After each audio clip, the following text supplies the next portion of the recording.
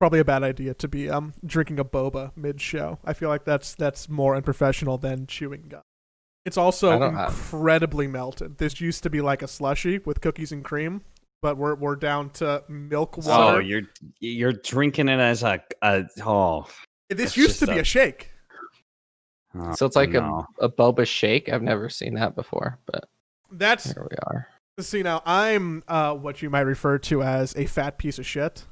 So the idea of just having a milk tea or a regular tea, like a normal person who enjoys their bubble tea or boba, sounds nice, but why can I do that when I can basically have a milkshake with my boba? That's just extra calories that I clearly need inside of my body. That makes sense. Did we start by the? I'll be honest, I was zoning out. I was zoning out. I couldn't tell if we started already, so I guess now it's my turn to ask if the podcast has started. Is there a 3, 2, 1 go, or is no? It There's no 3, 2, 1 start, Oh. Devin. It's a rolling start, and we just edit the start whenever we feel like it's good enough. I started the recording before you actually connected to the call cap, so I mean, I can go from whenever. It's all fair game. I should probably.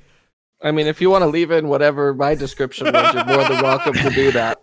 Genuinely, I don't care. That's probably the highlight of it. Let's be real. I mean, that's a good way to start off. I'll find a part that is interesting, or we can just start on capping bewildered, or we can start at.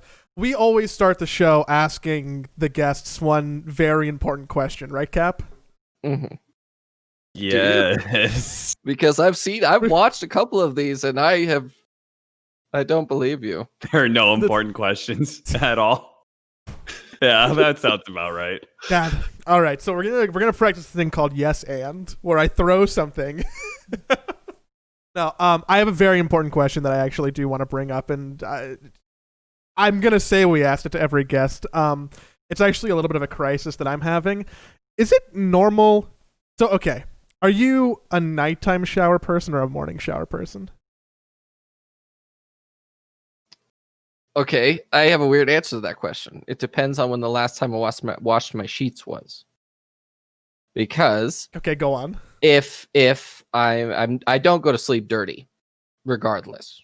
But it's like if I just wash my sheets, then I will probably shower once at the nighttime, and then I probably shower once in the morning. But if it's getting close to washing sheets time, I'll probably just wash once in the morning, and then that's it. So I would say it depends. It depends on how close it is to washing the sheets time, because 2 weeks is a long time to determine that, I guess. That's a very reasonable idea. I can't say I've ever thought about that. I presume that means you sleep naked. Absolutely, 100%. Yeah, well, that's good, man. Well, after the army, it was like literally, you don't understand. You get up at 5 a.m, you PT until 7 a.m, and then you take a shower. And then by the time you come home that night, if you're in the motor pool all day, I was in Arizona for 3 years, so it's like you're in 95 plus degree weather all day. You come home, you shower again, because you don't want to wake up and be in a nasty set of sheets. That's just not an option. Just negative, as I say right. A lot. So, Joey, I love that shirt. What is going on with that shirt, though? My point might be. Thank you. It's a little too small. I can kind of bust out of it if I want to. I think bust down, Tatiana. Weird flex, but okay. Again, fat, not really muscle. I don't even know. It was off the rack at a Macy's at a Marshall's, because my sense of fashion is the stuff that's rejected by everyone else. I think it's like my Nickelodeon shirt whenever I need to feel like a strong 90s vibe. It's great at 90s parties, which happen. I've been to exactly one, and I wore this shirt. So I have 100% success rate with this outfit, which you can't see not wearing pants, but that's not relevant right now because most people are listening. And my webcam is not dipping below this angle even an inch because, again, no pants. So why was this question important about shower? Because, okay, do you shower in the morning or the night, Cap? I shower in the morning. You shower in the morning. Okay. I'm oftentimes a night shower.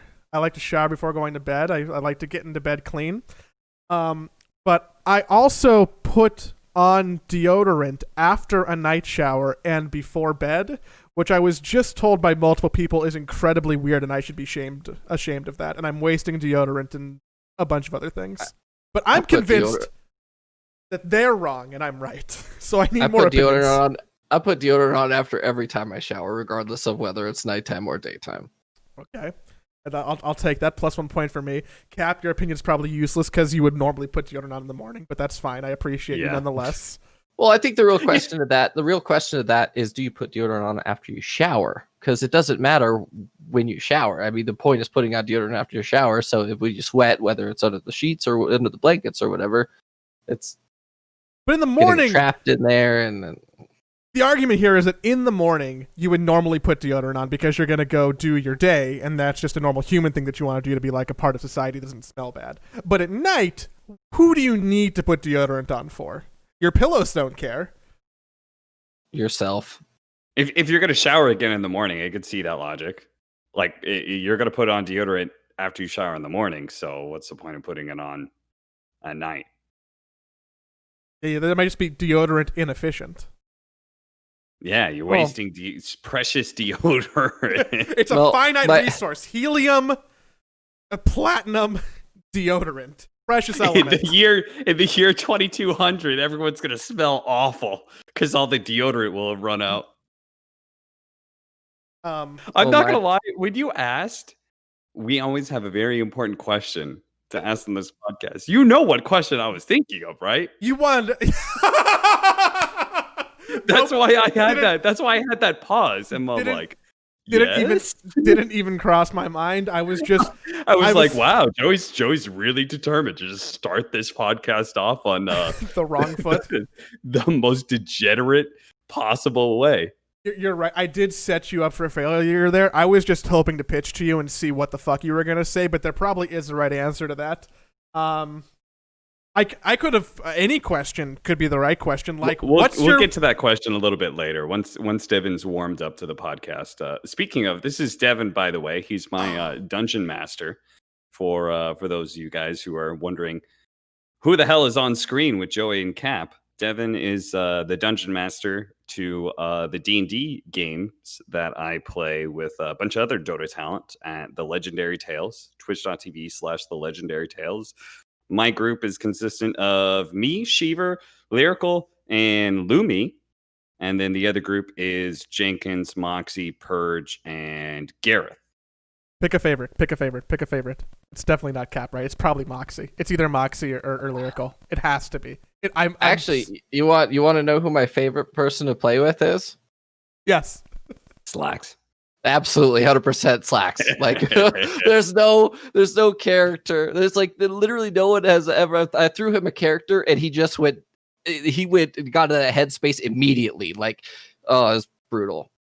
We did knock him down a few pegs. Like, he's gonna hear that and he's gonna stroke off his ego. He's gonna be like, "Yep, everyone thinks I'm the best again." I need to launch myself on like an anti-Slacks campaign to really bring him back down to earth. Everyone has too many nice things to say about him. Oh, no, I never said he was good at the game. I'm just saying he plays his character well, and it's enjoyable for everyone. Yeah, Slacks is... I am convinced, by the way, that... so Slacks is full streamer mode right now, right? He's hitting it every single day. He is coming up with content and things to do around his stream.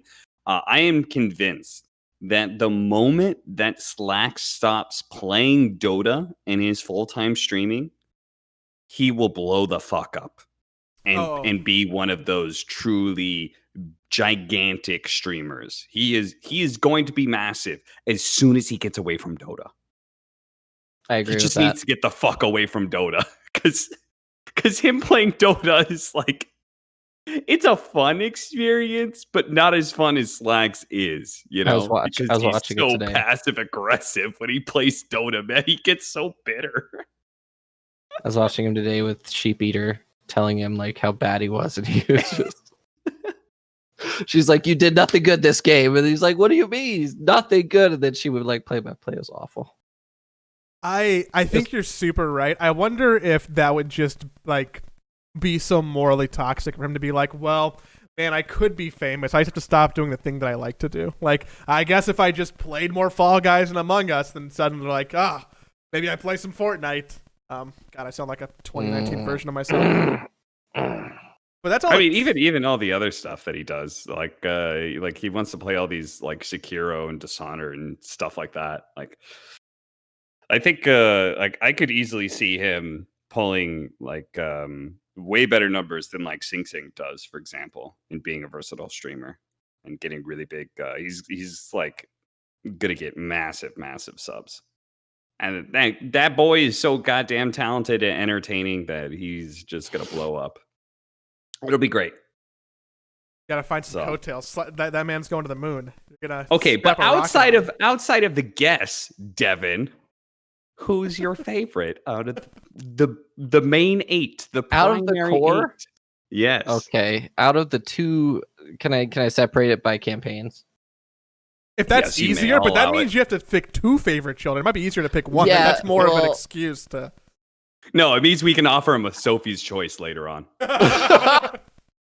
So for me, I would say that because I have two series going right now. One is Seeds of Destruction, and another one is called Steel Horizons. They're 2 completely different games with completely different players, with completely different story. Everything is completely different. I wrote both of them, but I would honestly say that my current favorite is Gareth for Seeds of Destruction, purely because nothing good ever happens to his character when he is not there. So the last time, there's a lot that goes into this, but with the storyline of Seeds of Destruction, Jenkins' first character, Elphicus, was the literal chaos. It wasn't just his character is chaotic. No, his character was chaos. And Gareth went on, I think he was doing an event with BTS or something, but Elphicus died. Spoiler alert, Elphicus died while Gareth wasn't there. And their characters were life partners.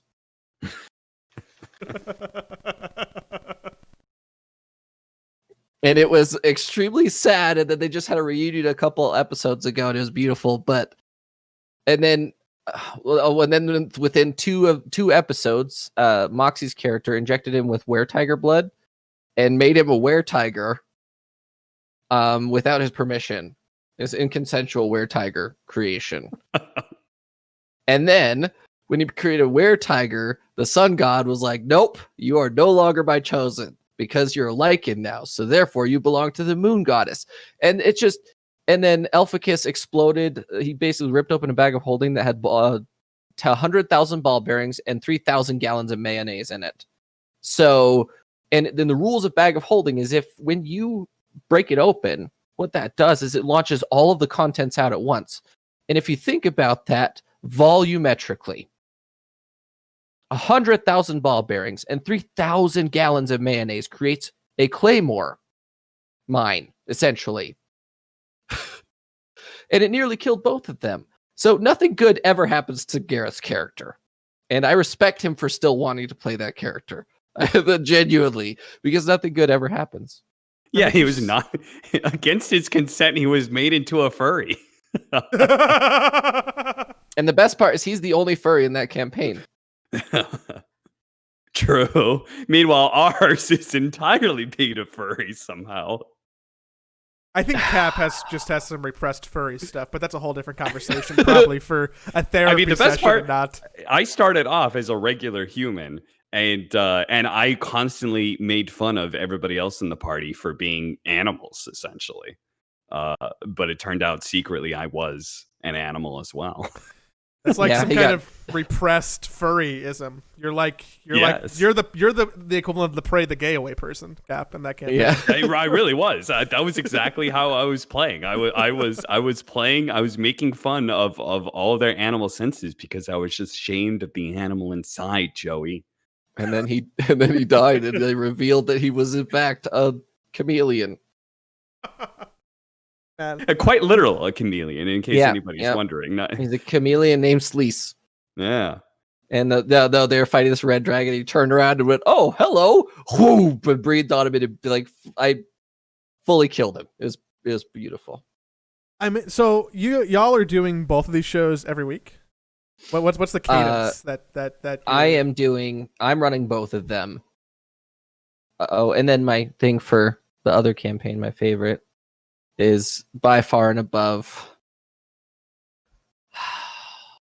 I would love to say Cap on this one, but it has to go to Lyrical, because Fair. Lyrical's character is so good. So fucking good. Lyrical plays a bugbear who is a monk of the Way of Death, right? Yep, he's a Way of the Long Death monk. And he just plays a kind of a big dumb hairball, but he plays it so well. Lyrical does a great job playing the clown, playing the stupid oaf. But then he's also obsessed with death. So it's pretty funny. And they're carrying around the equivalent of uranium-238, the thing that makes atom bombs work. They're carrying that around with them. And he's like, so what are we going to do about this? He's like pulling it out in public. Like, what are you doing?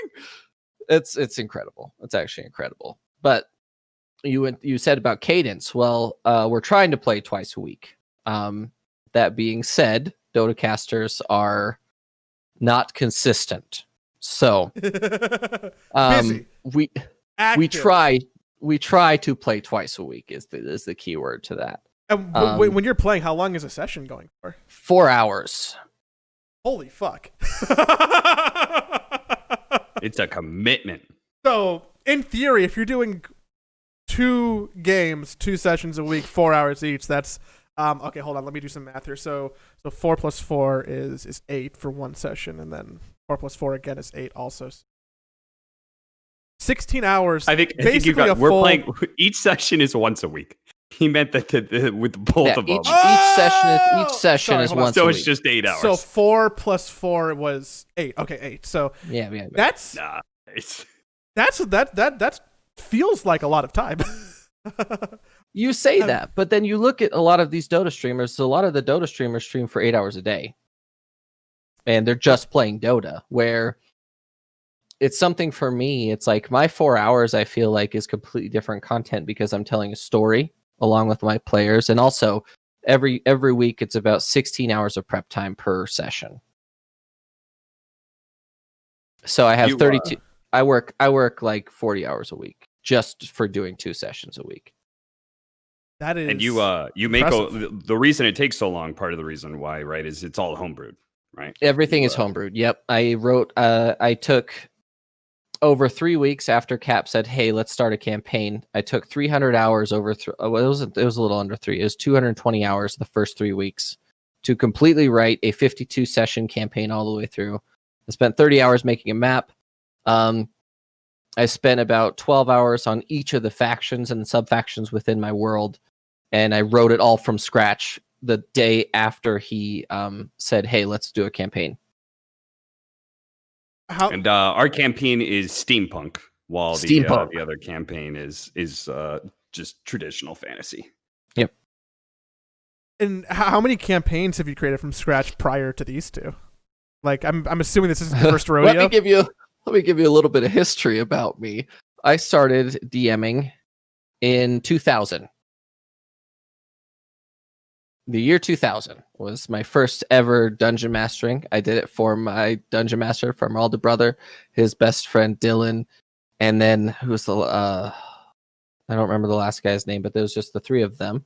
And I created the Knights of Noved, which is that I literally took 2 hours describing a room, and they said that was too much. So from then on, I started refining my craft, and over that, I have a 3-inch by a 3-inch ring binder that has about 9 year-long. One of them is 240 sessions campaign just for D&D. I have 6 year-long Star Wars campaigns. I have 5 year-long Savage World campaigns and 5 worlds that I created. I have 1,200 one-shots for Dungeons and Dragons that we could sit down and play right now if we wanted to. I've created over 3,000 characters. I have like actual fleshed out characters. I think I have 3,000 character sheets written. Yeah, over 20 years. In November, it will be my 20th year dungeon mastering. This is an audio medium. Some people do watch on YouTube, but my mouth is literally agape listening to all of that. I consider myself a creative person, to be selfish, talking about me, but the amount of just brain power that you're talking about completely fucking blows my mind. To think through, to write down, to log, to catalog, to create, like that is, I can't think of anything that I've put that much time into. That's wild to hear. What, I mean, that has to put you like in the 99th percentile of DMs, I'd assume. Like, a lot of people say that I am one of the best, and it's hard to gauge that because it's like the people that have experienced playing with me is very small. But I have yet to hear anything bad about it. And people on my stream always say, hey, this is awesome. I mean, I go into Cap stream and I say, hey, and then everyone that watches my stream goes, oh, he's here. And like, it's super fun. Then I go into Purge's stream because Purge streams before we play. And they ask me about D&D and stuff while I'm doing that. And I'm just prepping. And then before we stream, I go into Purge's stream. And it's like, oh, every 2 seconds, someone's doing his little D&D command or whatever. And I've been told that I'm amazing at it, and I would like to say that. I would love to say that, but it's hard to I can't be a pro Dota player. There's no 10,000 MMR for Dungeon Masters. There isn't like you get what I mean? There's no like convention where all the Dungeon Masters get to and then they rank their DMing compared to each other. There's no DM World Cup or. If only that was true. I mean, it is a dream of mine to eventually either run a session or play with Matt Mercer. Like, that would be like, I could die. I could die and be fine with everything that I've ever done in my life if I could play with any of the Critical Role people. And that's like it for me. Or another one would be running a session for the Yogscast. That would be a dream of, just because I'm a huge fan of Pyrian Flax and Lewis and all those people. So, and I know I just actually followed Pyrian Flax on Twitter and immediately followed me back. So I was like, whoa, what? It's weird. And I said, hey, when you going to come play D&D with us? And he said, it depends on our time zones and stuff. So.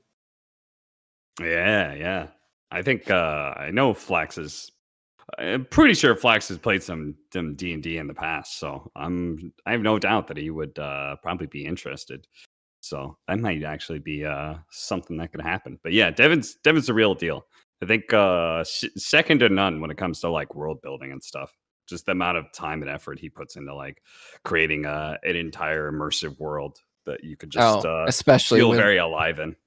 We had that whole session where I only described the Scarlet Sands. That was literally 3 hours of me explaining to you the political structure within the Scarlet Sands and the Nez.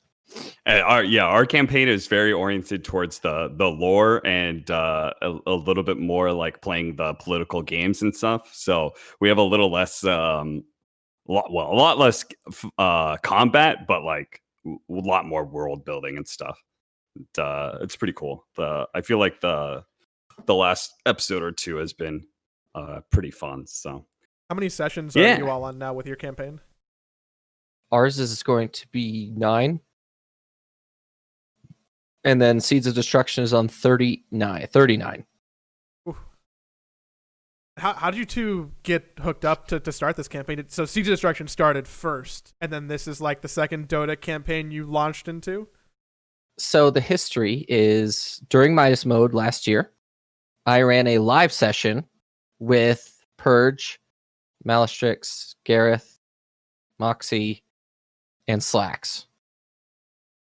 And that was actually triggered because 6 months before that, they had come to the LAN center I was working in. I said, next time you guys come, we should play D&D. I said that.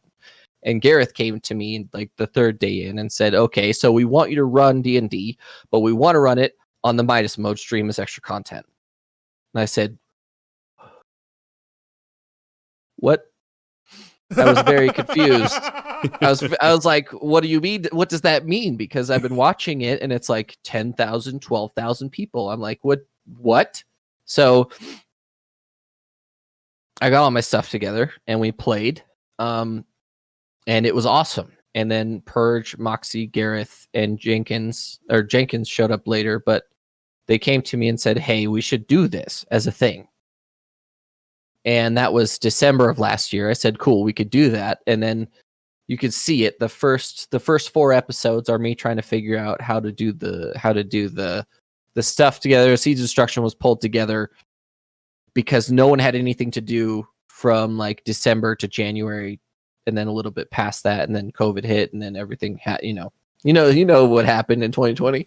Explain to me this COVID thing real quick. So that's a virus? Oh, sorry, go on. But that's how the channel started altogether, and then I hit affiliate in 6 streams, and then I was able to apply for partner 3 months in. I got declined partner because I don't stream 3 days a week, which is why, and what generated the Steel Horizons being made is because I needed more content to stream 3 times a week so that I could get partnership and then expand everything out from there. And then We Play happened, which sort of slowed it down a bit, but we're back into it now. But Cap played as a guest star for 5 or 6 sessions for Seeds of Destruction. Yeah, something about that. And it was the best session of D&D I've ever played. Was the final episode of Alexander Stonetooth. Yeah, I played a Goliath Paladin. It was I'd always watched D&D streams. Like combination of like, interest in voice acting, and then like also D&D has always kind of seemed fun. So I'd watched a lot of D&D streams, but I had never actually played. And so I knew they played, and somebody had said, we should have you on as a guest at some point in time. And then finally I took that up, and I hit up Devin, and he brought me on as a guest, and I had a ton of fun. And and then Devin and I were able to get a second campaign going. So now I'm able to play every week. That's what I like. I was a second party observer to Cap's like Renaissance with D&D. He's like, "Oh, this was fun," and then he's like, "I need to play all the time." And like it makes me more interested in not only the show but like the art and the game. My experience with D&D is like hyper limited. I played a very short campaign that got cut off after like 4 sessions, and I feel like I struggled with it, and I don't know if it was like me not being into it or the people I was playing with or what the thing is. I feel like my goal for next year is to like just do, or sometime soon, is to like do a one shot and try and like revisit it in general. Oh shit! I should have gotten you on a one shot. Speaking of which, I mean, if you'll have him, Cap, we have a spot open this week. If you would like to come this week, if you would like to come guest star, because we can't play tomorrow. Was Jenkins not able to play? I thought you were getting Jenkins. No, he's not. He goes to bed at like 6 a.m., dude. He's not gonna be able to get up at 9 a.m. to play with us. That's true. That is actually true. That man is like truly a degenerate. Okay, I get up, like we've been dual queuing. Me and Jenkins, we've been playing some Dota together, and I am up like for hours before he is finally up, and I'm on the West Coast and he's on the East Coast, man. It is insane. He's got the most degenerate gamer schedule. But yeah, absolutely, Joey. If you're interested, I would probably have a spot open. I would probably have to do a weekend. Oh, okay. My weekdays are pretty nutty. But yes, it is something that I would almost certainly like to do in the future, just because I feel like knowing everything else that I'm interested in and that my friends like, that it feels like a natural fit or something I would enjoy. I just can't really wrap my hands around why I didn't quite enjoy my first experience with it. So I feel like I need to give it more opportunities to figure out. I think it's super important to have like a DM who's like pretty open and like lets you play how you want to play, and then I think it's super important to have a group that is fun to play with. Like I love the group that I'm playing with because I've got Shiver, who I feel like is pretty try hard and interested, and I love playing with Lyrical because like I'm able to bounce off of him on the improv stuff a lot, and I think that's super fun. And then Luby is like super nerdy, about it, which is always fun to have somebody who's like kind of try hard in that regard as well. So I think the group that you're playing with is really important. So maybe you were just playing with a shitty group, Joey. Maybe you have shitty friends. That's probably it. My roommate, who I did play with, can probably hear me. I can feel and see him shaking his fist from across the room, but he can. Yeah, Nick. He can shut the. Nick, right? Nick, it is definitely Nick. Okay, phew. Well, I wanted to make sure I got his name right. Yeah, Nick.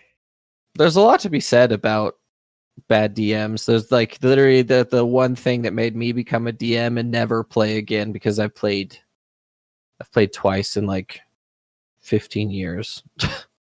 Like actually played, like not been the DM for I think twice in 15 years that I can think of. So my best friend Greg and I were playing with this guy, and there were like 6 other people. So there's like 8 people playing, and we were playing Pathfinder, which is the worst system ever. And everyone else was super try-harding. I'm a half the devil, half angel, half ethereal. It's like, okay, whatever that means. I just wanted to be a gargoyle, because they were basically immune to all diseases, poisons, and stuff like that. And then the first thing that happens to me, I open a coffin and I get a disease. I said, but look at my character. It literally says I'm immune to disease. He says, well, you're not immune to disease, because he didn't like the fact that I wasn't tryharding.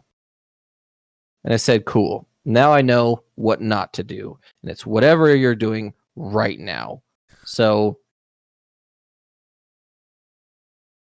and that's why it... Sorry, go ahead. Go ahead. No, you. Fuck. Jesus. Do you find yourself like...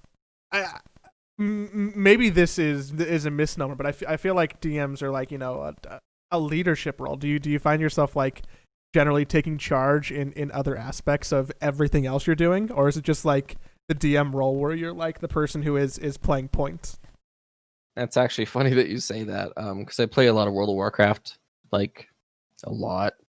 I counted up my account hours. I have 28,000 hours in World of Warcraft. That's okay. So if I do the math on that, 28,000 divided. Okay, I'll get back to that. That's a lot. NA math. Damn, I'm at 21,000 Dota hours. But my whole life, I've always raid leaded. I've always led raids, and it's not something that I've asked for. It's just something that happens. And we're talking about the upcoming release of Shadowlands, and I was talking to my people that I play with, and we're like, what are you going to play? What are you going to do? Or whatever. And we got a bunch of new people in, and they were like, it makes sense that you're a raid leader. If you told me to go stand in that fire, I'd go stand in that fire. So it's just something that I guess I just fell into. It's not something I want. I don't like raid leading, but it's something that I'm good at, and other people respect that, I guess. So, and it's not that I have to be in control. I've never felt that, because for me, DMing. So the point of games is to have fun. We can all agree that if you're not having fun playing a game, you should either rethink about what you're doing or stop playing Dota. Fuck, I should probably stop playing Dota. Because we all know what I'm referring to. Everyone gets mad at Dota. You should walk away sometimes, right? So if you're not having fun playing a game, you should either rethink the way that you're playing it or rethink what makes you happy, right? For me, if someone's making a character, I say, hey, you play what you want to play. Don't listen to what other people are doing. If there's no healers, I'll make up for that. If there's no other stuff, I'll make up for it. You just play what you want to play. Because if the point of the game is to have fun, and D&D is the one game I can't lose, because I'm the one who gets to determine how people are having fun. And if everyone's having fun, I'm winning. Even if all my characters are getting slaughtered and I'm rolling terribly and everything awful is happening to me, I'm still winning because all my players are happy and they're all having fun. That's exactly the point for me personally. It's not that I want to be in charge. It's not that I have a control thing. I want everyone to have fun, because if you're not having fun playing the game, why are you playing the game? That's just it. That's my philosophy overall. It's a good philosophy. Joey, what did you play, by the way? I'm sorry, I can't get this out of my head. I'm trying to imagine, like, what do you want to play as a person? I have no idea. Okay, so we could do... I have no answer to that question. You do have an answer to that question, whether you think you do or not. If you had to choose a character that you enjoy in any medium and format. Anything. A hero type character. Hell, even a villain type character, doesn't matter. If you had to choose one character that you would enjoy being around or being a part of their life, who would it be? Oh man, the amount of dead air I'm gonna have to cut out right now as I bumble and think and try and make words happen. Like there's always every single video game has like, oh, there's the wizard dude, and then there's it's always a female. There's always the female elven archer. There's always the big human barbarian. You know, like which one of those are you choosing, Joey? Yoshi?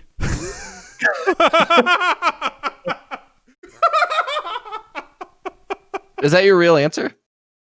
I mean, if you subscribe to the philosophy of gut answers, that's the first thing I thought of. If that's the right answer, the answer is probably not, and I can think on it more. But that was my no, first that probably reaction. says something about you. No, but the thing is that mechanically that's an option because you could do that in a lot of ways. You could be a shape-shifting druid so that you're always in the form of Yoshi. You could actually be a dinosaur. Shiver just got the ability to turn into dinosaurs because she finally saw a dinosaur. So you could do a Yoshi can summon eggs, right? So technically speaking, if you wanted to, you could be a ranged hero that just throws rocks at people. You could do a Yoshi's a super tank because you could bounce off of him and actually generate stuff. So you could be a barbarian in that way. There's many roles that Yoshi has done. I mean, Yoshi has his own series of games, right? So if you were to go through and look at all that could be implemented in whatever way that you want to implement the fact that you could still be Yoshi, but in your own way. Yeah, I feel like the Yoshi is an adorable, humorous side character. Bard. It says, yeah, I was thinking Bard. You know, it says something a lot about Joey that is the gut that he got. You know, that's what he gravitated towards. But instead of singing or anything else, so here's another thing: is bards don't always have to sing. Who is one of the best bards in the world that doesn't sing? I'll give you a second to answer, and I'll tell you why you're wrong in a second.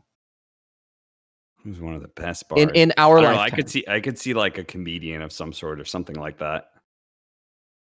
Well, I'm struggling to come with any answer because my definition of bard. David Blaine is one of the best bards in all of our modern day history. Do bards normally fly with balloons? Well, that's the thing. He's a performer. Bards are just performing artists. So they could be card magicians. They could be singers. They could be poets. They could be instrumental. They could be word of mouth. You could do slam poetry. Like, there's so many ways that you could manifest your bardic powers. And I would argue that David Blaine is one of the best performers in all of history. So therefore, he'd be like an amazing bard. He'd be an illusion bard, but he would still be a bard. Dude, now I want to play a bard that does shitty slam poetry. Well, he just dresses in all black. One of my favorite spells is Vicious Mockery. It's literally a cantrip that if you talk about someone, it physically hurts them. Yeah, that's where you make like dad jokes, right? Or you make like really, really spiteful insults. No, my favorite thing is I played a bard that couldn't speak the common language, but then every insult he yelled at people hurt them, but they didn't know what he was saying. They're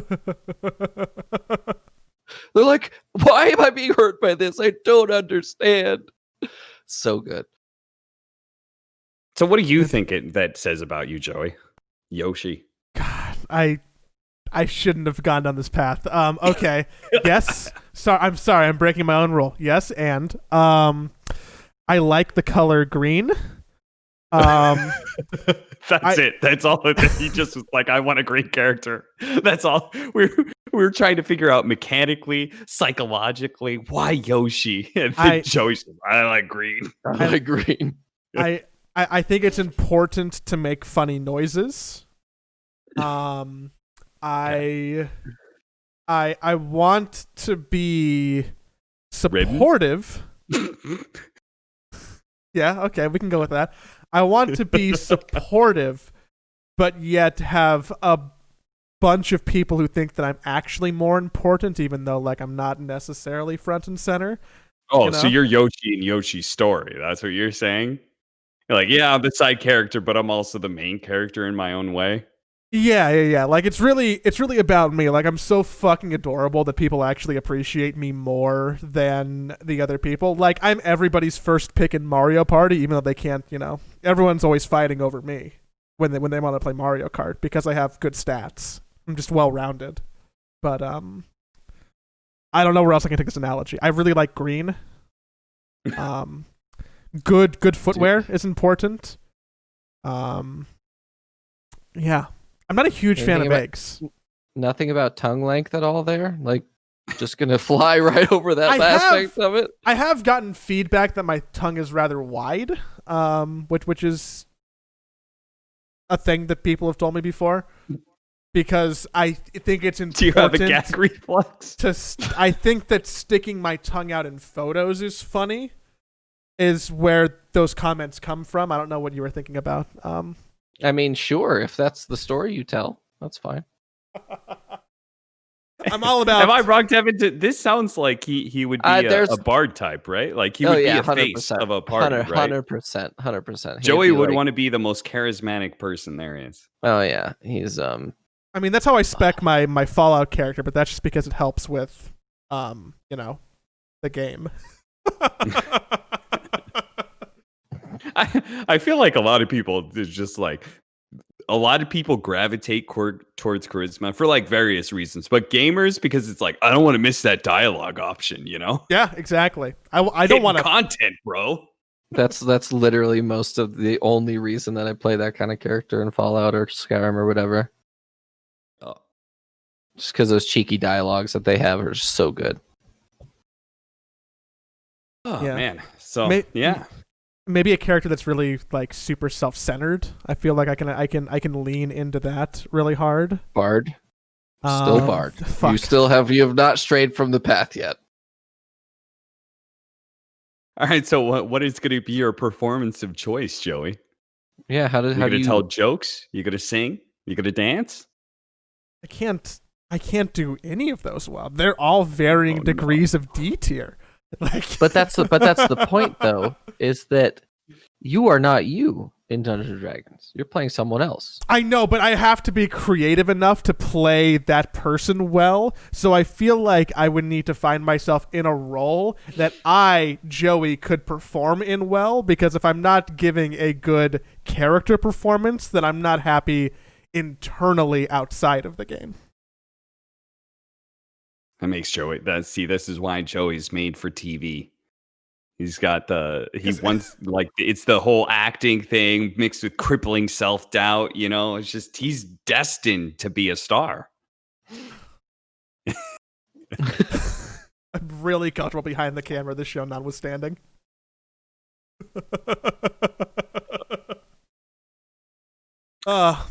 Maybe someone with just complete verbal diarrhea. I feel like that's a character trait I can embody and actually perform well.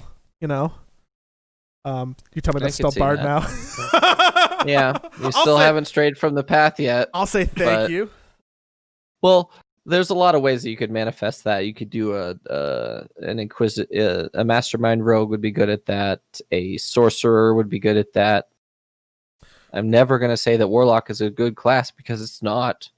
So no one should ever play warlock because they're terrible. But they are charisma-based casters, unfortunately. So what about someone who's just really good at like cement work and rebar construction? like someone who is just very knowledgeable about home improvement and always wants to point out how those laminate floors were a really shitty choice for the bar because obviously the best part is you still haven't strayed from Bard. Damn it! Because bards get so many abilities that make them good at skills. They literally get a feat called Jack of all trades that literally gives them bonuses to all skills they don't have proficiency in. So it's like all you've done is specialize yourself into history via the specialization of architecture. And you're still a bard because now you're an architect. Just a blue collar bard. That's what you want to be, no, Joey. actually, he would be College of Swords because College of Swords are actual fighters. So you're a strength-based bard. You may have decent charisma, but you have high strength. Literally, a bard could be everything that you've described so far. That's your destiny, Joey. Whenever you want to stand in for be a guest on a campaign or join us on one of the one shots, we got a character all in line for you, ready to go. I want Moxie to continue to like have a positive opinion of me though. So I'm sure as soon as I start playing a character around her, she'll just be like, "Wow, he really is shitty." So. By the way, didn't you say you said you were house sitting for your parents again, Joey? I was, dude. Oh man. Okay, so the last time you were house sitting, they went off on that vacation trip, right? And it went terribly. Did they go on another vacation to make up for the last one? They did. They went out to the beach this time. They took the motorhome. It was nice. I'm revealing that my family is affluent enough to own a motorhome, which I realize is very privileged. Let me check that real quick. We are middle class and white. They went out to the beach, and I went to go watch the dogs. And you'll have to forgive me for going off on a tangent. I had such a shit Friday. It's just shit Friday, Cap. No. I had a plan. You were streaming with Jenkins. I texted you before I left the house. I'm like, hey, dude, I'll come over. Let's have dinner and maybe record a podcast. I'll pick up the stuff that I gave you to go to Kiev. It'll be great. We'll eat some Gam Tubop. Love myself some rice balls. Shout out to Glendale, California. God, I hate myself. And part of that trip was I was adventuring to IKEA for the first time in the entirety of 2020 because I have a large table that I have to return before the return policy goes up because I would like the money back because I no longer use it and it's like $300. And IKEA, 365-day return policy, whatever reason you want, bring the receipt. I'm taking advantage of that. That table fucking sucks. And I'm like, you know what? I'm not going to miss this return window. But the problem with this table is that I drive a sedan and it does not fit in my car, so I had to borrow a car from my roommate. Thank you again, Nick. Really plugging him into the show. Matt at DnD, great at owning a Honda hatchback Civic. Thanks. Anywho, getting off topic. I borrow my roommate's car. I load it up. I drive out to IKEA. It's about 4 o'clock in Los Angeles, and even in COVID times, that means that, you know, there's still some traffic. Takes me a while to get from where I am in Santa Monica out to Burbank. I went to the IKEA that is statistically a little farther away from me just so I can have dinner with Cap and pick up the stuff. I had my whole Friday mapped out before I had to go to my parents' house. It was going to be great. I get to IKEA. It's like 5 o'clock now. It took me about an hour to get there. Whatever. Just LA things. And IKEA is perma-fucked because in COVID, they're only letting so many people in. And luckily, I'm not going shopping. I think anyone who is going to shop inside of an IKEA in the middle of a global pandemic, inside of a busy city, let alone anywhere in America, is probably an idiot right now. Don't do that. It's not safe. But I was going to risk my own safety for this $300 to return this table, right? Which they have almost no parking because their entire parking lot is a line to get into the store because of the amount of people they let in, the size of the store, and this whole 6 feet apart social distance. I roll up, I find a cart, I park in reverse order. I park before I found a cart. Nothing that's important. You know what I'm saying. I unload everything by myself onto the cart. I get up to the elevator to go to the returns, and it is now about 5:05. And I get out the elevator, and I'm greeted by this lady at the start of the line that says, "Oh, return stop at 5." Oh no! And I look at her, and in this moment, a little part of me died. I think it is of the utmost importance to be nothing but nice to anyone who works in the retail or customer service industry. Their life, more often than not, is shit because they have to deal with real fuckwads. So if you just be a little bit of, nice, I feel like it goes a long way, right? And I had to repress every visceral human emotion in my body to not turn into a fire engine tomato of rage at this situation of what's going on right now. So I look at her, and I'm like gonna start crying. I'm like welling up. I'm like, oh no. That's all I said. I said, oh no, please. She's like, I'm like, the store closes at 9. You stop returns at 5? I didn't know that. I came so far. I borrowed a car. All I want to do is return this table. I take the receipt out of my back pocket and I show it to her. I'm like, I have the receipt. There's still people waiting in line to read, because they're not, normally they let everyone in at the same time to return, and like there's a waiting area to return in an IKEA. Everyone waiting to return has to wait outside in a queue, and only 1 to 2 people go inside the store to return at a time, which is the rule they're following, right? And there's still people waiting in line. There's about 5 to 6 people left. And she said, well, it wouldn't be fair to these people who were on time if I let you return the item. What? And then the person standing right behind her about to return the item says, I wouldn't mind at all. He came a long way. Like, you can probably, what's one more gonna hurt? And I look at that man and I'm like, I love you. Thank you. Thank you so much. Let me buy you dinner. Are you single? What is your phone number? And then she just looks back at him, acknowledges with her eyeballs what was said, and just ignores any of the audio. And then proceeds to be like, I'm there's nothing I can do. And I just look at her, and I look at the other associate, and I go, please, just please, I beg you. I will be very quick. There's only so many people in line. There is no logical reason why you have to enforce this rule right now, aside for the sake of enforcing this rule. It's not 6 o'clock. It is 5:05. There aren't many people in line. You're off by 5 minutes? Yes. I am off. I'm exaggerating. I'm sorry. I don't want to lie to any of you. It was Sure. It was 5:07.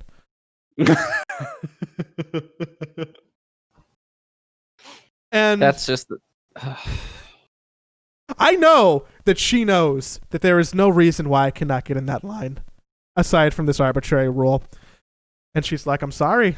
Like, you can't, you're going to have to come back tomorrow. And then I just say, okay, thank you, ma'am. Have a nice night.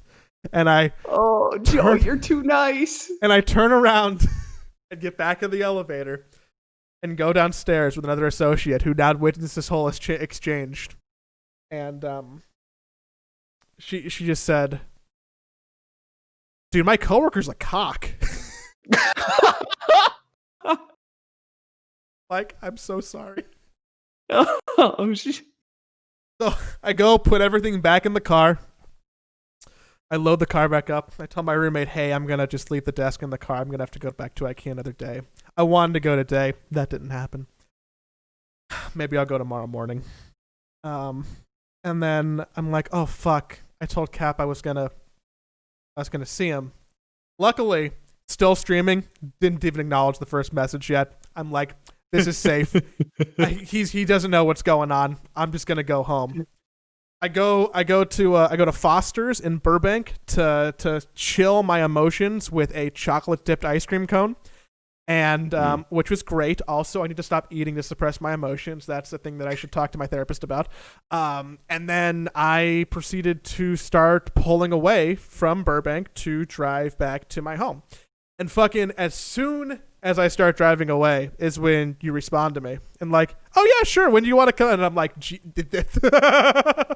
I'm like, in my head, I'm thinking I can turn around right now and we can still do this. Or I can just go to my parents' house and do nothing for the rest of the weekend and wallow in my sadness and hatred for, I think everything's Swedish at this point. I think if I see a Swedish flag, I'll think about IKEA and just be triggered still. I think there's some lingering PTSD.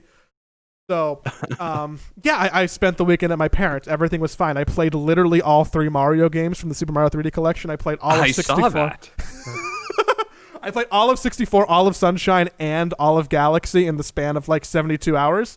And you know what? It was great. I regret nothing.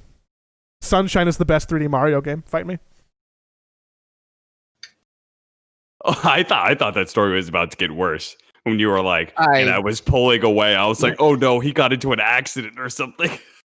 Yeah, I wholly expected that to go in a whole different direction, but it turned out to be much more fine. Yeah. I cannot believe you wish that lady a good night and said, okay, I would have lost my shit. I definitely I would not have gone like all male Karen, but I definitely would have been like, okay, well, can I see a manager? And then I would have waited until I saw a manager. 100%. I would have been like, all right, this rule's dumb. The thing is that telling her, I did like a good day, go fuck yourself, basically. Like the tone was there. I think that she's so fucking daft that she probably actually didn't realize my voice inflection meant that I wanted her to not die. That's extreme, but maybe get syphilis. So yeah, that's Yeah, she probably walked away thinking that you really did want her to have a good day, and she did have a good day because you wished that, Joey. My question would be is like, it sounds like an older lady. I don't know. nope. It had to be late 20s, early 30s. This was a certified millennial. So for me, that sounds like because I worked at Best Buy for a long time. Unfortunate, but the discount was good. But from my experience, it just sounds like someone whose shift is entirely dependent on that exact moment, and you extending her shift anymore. Yeah. See, now if Honestly. you'd asked for a manager, she would have had to stick around even longer into her shift, thereby punishing her for attempt at a workaround. I do have to agree with Cap that you should have stayed and been like, well, oh yeah, it's 5:07. We're not that far off, right? Let me speak to a manager. That's it. Yeah. I don't have that Karen energy. I really struggle to. I have to maintain this aura of consummate niceness, or else. Yeah, it's a millennial thing. We all have to like bend over backwards to like the servers and stuff, and like thank them profusely for everything they do. I totally understand that, but in that situation, 100% nice as you could be, but 100% asking to see a manager. Yeah, I may be a millennial, but I am not one of those people. Never. Not in a million years. I might write a strongly worded email to their corporate account. Maybe I'll send a tweet. I mean, Get him, Joey. Now he's fighting with fire. That's wow, a tweet. What a millennial thing to do. that's my D&D character. I'm someone who always fights his battles by complaining to management over corporate email accounts. Is there a way where I can solve this with your overlord? Pardon me. Yeah, I was treated pretty poorly by my role, and I didn't quite appreciate the fact that I felt pressured into leaving a tip. So if I get compensated at all for that, that'd be great. All right, this has turned out to be a great Dota podcast. D&D and IKEA. Standard for the Side Pull podcast. I've been playing Dota. Just to make this very briefly about Dota, I've been playing Dota with Jenkins. I've been duo queuing, and he's practicing playing carry. He's an offlaner. I'm also an offlaner. I'm practicing playing 5 position. So we're trying to lane together and win some MMR, and that is not going well. So if you would like to watch that, Jenkins and I are streaming it pretty much constantly. So fun times. I tune in, and then I heard Jenkins say something just asinine, and I'm like, well, that's funny. And then I muted the tab, and I'm like, I wonder if Cal will be ready to record the podcast soon. And that was my experience with the stream tonight. So I like the unbrandedness of you two just being a little bit zany together. I feel like duo lane partner streams are the most fun, especially when you have a rapport where you can kind of jab at each other. I mean, I don't think you could. You have to be weird if you're hanging out with Jenkins, because Jenkins is so weird that if you don't if you don't embrace the weirdness a bit, then Devin's just shaking his head. Oh no. Jenkins is by far the most disruptive D&D player I've ever seen. Oh yeah, He's incredibly disruptive. There's so his first character. I don't know how much time we have, but the first character is like, imagine everything you do has a chance to literally kill everyone in your party. That's what Jenkins decides to play. Okay? That character dies. His next character is even better because there's this type of barbarian called the Path of the Spirit Guardian. Okay? Or no, it's Path of the Primal Spirits. Okay? So normally it's you pick a bear spirit or a wolf spirit or an eagle spirit, right? Jenkins is like, but what if I don't want to do that? I very rarely say no to anything. So what his barbarian ends up being a spirit barbarian, an alcohol spirit barbarian. So his first thing is it's not Path of the Bear, it's Path of the Whiskey Barrel. And then his second one is normally Path of the Wolf, which is like Wolf Pack. Everyone gets better things for fighting the same person, right? No, it's Path of the Bar Brawl. Oh, and then his great axe is a giant sharpened spoon. Does that make it more invigorating for you as a DM who's like, well, fuck, I have to actually, improv even more than I planned for? Or do you take those moments and you're like, I had a plan and you are fucking with it? So here's how I deal with that. Cap. So Cap knows. Now, I don't think he knows, but the session before last, they took the whole session, and that I had done this dungeon, spent 20 hours building this dungeon, They took the entire session arguing about how they were not going to the dungeon.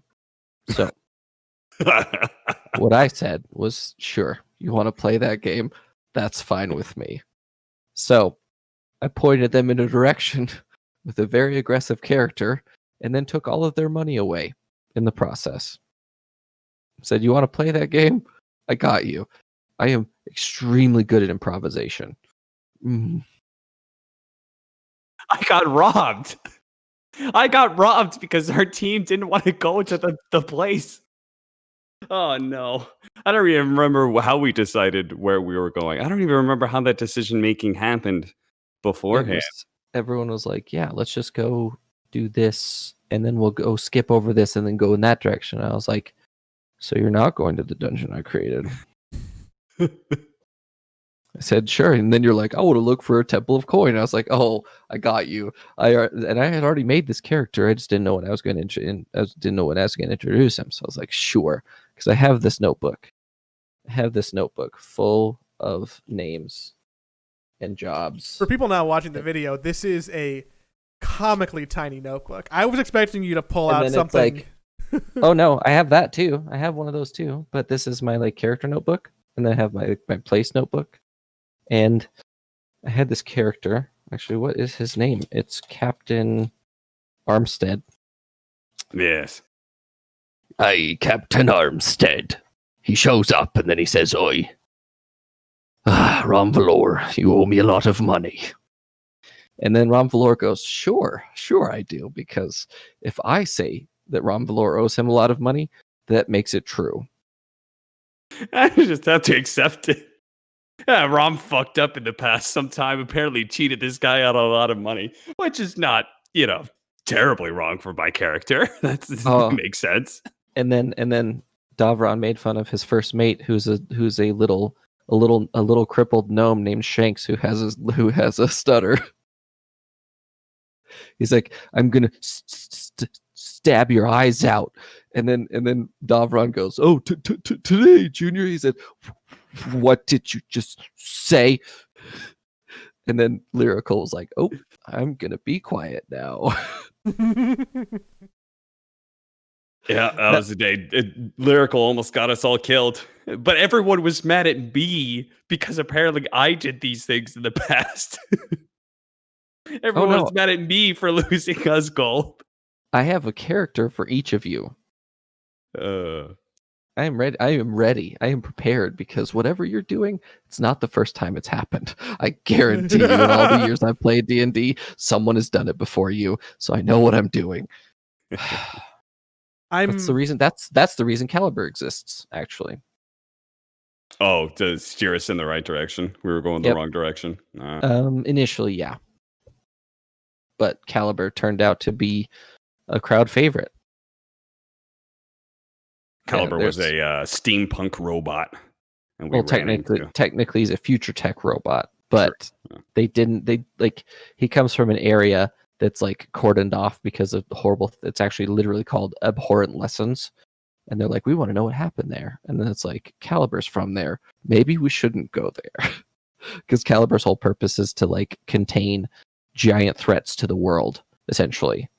And he talks like this, confirmed. And I have a voice changer that goes with it. It's super good. Super good. But And I'm just walking away from this genuinely fascinated by all of the knowledge in your brain. That's my take. I like just listening to you talk is just infinitely fascinating, and just even imagining all of the experience and the campaigns and your own adventures and like personal knowledge as a human and skill that you've picked up from doing that. It is just super interesting to me. God, that's so cool. If I wanted to watch either campaign or its backlogs, how do I go about doing that? Twitch.tv/The Legendary Tales, The Legendary Tales, and then youtube.com/C/The Legendary Tales. Those are it. Yeah, you can watch the full backlog is on there, and then the Q&As I do, because a lot of people are like, how do you run D&D? How do you start as a DM? I have four Q&A sessions that are about 2 hours each that are really, really good. So